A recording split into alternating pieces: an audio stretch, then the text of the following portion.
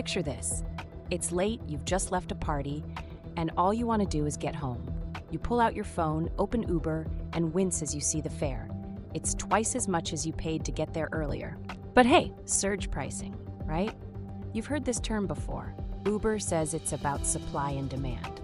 You want to believe that's legitimate. But what if I told you the system behind it might not be as innocent as it seems? What if Uber is charging you more than it should, not just during surges, but all the time? Let me walk you through how this might actually work. And trust me, it's a game you didn't even realize you were playing.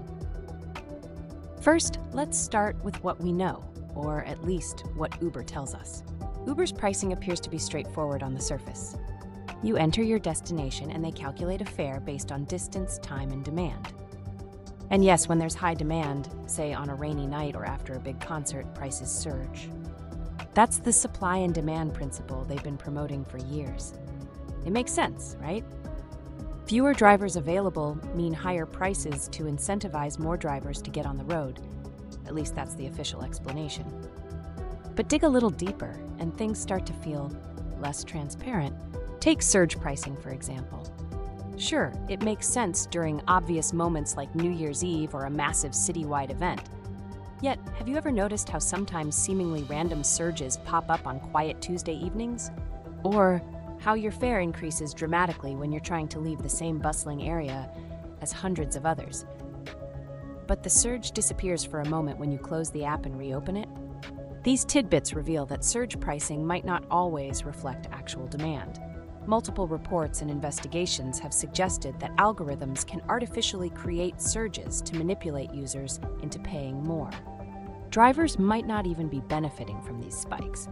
Studies have shown that while Uber gets a larger share of inflated fares, drivers don't always see proportional increases in pay. Now, if that was the only questionable tactic at play, you'd still feel justified in thinking surge pricing is an anomaly you can avoid. But Uber has another ace up its sleeve: personalized pricing. Yes, you heard that right. Uber doesn't just determine fares based on the route or the traffic conditions. It also considers you. Let's break this down. Uber utilizes data, a lot of data. Every time you open the app, every time you book a ride, they get more insight into your habits. How often do you use Uber? What's your average spend? Are you someone who uses Uber whenever public transit isn't convenient? Or are you booking luxe SUVs every weekend on your way to fine dining spots? Over time, Uber builds a profile on you. And using machine learning, it can predict how much you're willing to pay in any given situation. Say you typically use Uber for work rides. The app knows these rides are essential to you. You'll likely pay more because commuting is not optional. Or maybe they notice you've opened their app 10 times in a row after midnight outside a club. They might see that as a sign you're desperate for a ride. In situations like these, the algorithm might inflate the base rate for your trip simply because it can. And here's where things get murkier. Back in 2018, a consumer advocacy group dug into this idea of algorithmic pricing, essentially prices tailored uniquely to each user, and raised concerns about its fairness. Uber, of course, denied these claims, insisting that their fare structure was standardized and equitable. But here's the thing. Companies are rarely forthcoming about how their algorithms operate. That's because their pricing models are proprietary. It's literally their trade secret. So proving whether or not they use personalized pricing is complicated. Uber has never confirmed it outright, but many digital sleuths have noticed inconsistencies that are nearly impossible to explain otherwise. Here's an example someone discovered and shared online. A husband and wife separately booked Uber rides from the same location to the same destination. Same route, same trip, same time of day, but their fares were different. Why? Well, the husband rarely used Uber, whereas the wife was a frequent rider.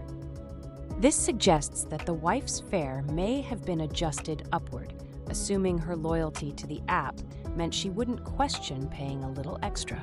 And even beyond personalized pricing, Uber has been accused of employing what's called psychological pricing to nudge users into spending more. For instance, when you see that alert saying only one car left in your area, the anxiety kicks in, right? You're being subtly coaxed into thinking you need to book fast. Or else. Turns out that may not even be true.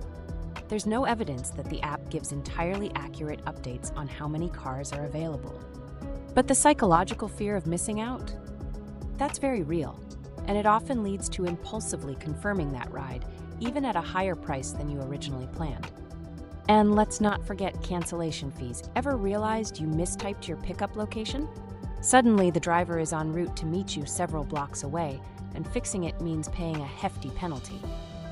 Cancellations are an understandable way to protect drivers' time and effort, but sometimes the app charges you even when you're absolutely in the right, or when drivers themselves cancel.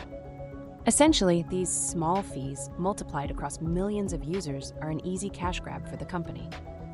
Now, here's the big question. Why isn't this a bigger deal?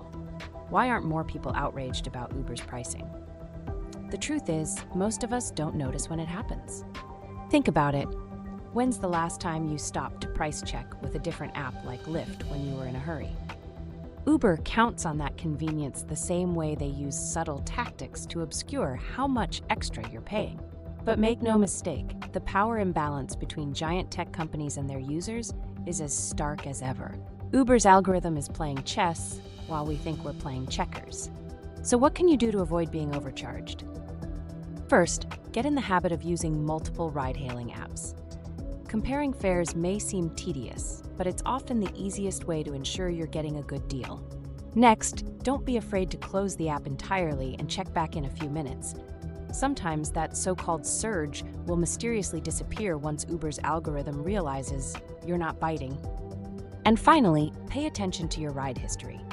If something feels off, maybe a route seemed unnecessarily long or the fare higher than expected, reach out to Uber's support team. They've been known to offer refunds for disputes, though it's not guaranteed. The bigger issue, though, is accountability. App-based services rely heavily on their opacity, those proprietary algorithms, the lack of transparency about how prices are set. Consumers need to keep asking the right questions. Why don't we know more about how our data is being used? How far will companies go to manipulate pricing under the guise of smart algorithms? But until we see meaningful regulation around algorithm ethics and transparency, staying vigilant as individuals is our best defense. So the next time you crack open that Uber app, take a moment, question that fare, challenge that surge, because once you know how the game is being played, you might just outsmart the system, or at the very least, stop letting it outsmart you. Thanks for watching. Have you experienced surge pricing or suspicious fare hikes on Uber? Share your stories in the comments below. Your voice matters. Don't forget to like, subscribe, and hit the notification bell for more insights into the hidden mechanics of the apps we trust every day. Safe travels!